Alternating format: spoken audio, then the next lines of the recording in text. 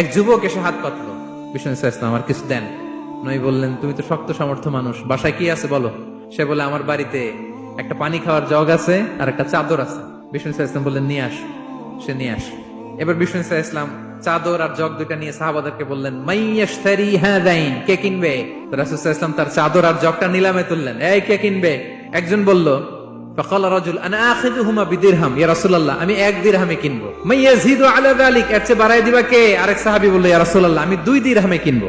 2 দিরহাম, 2 দিরহাম, 2 দিরহাম, আর বাড়ে না। বিষ্ণু ইসলাম তার কাছে 2 দিরহাম দিয়ে বিক্রি করে দিলেন।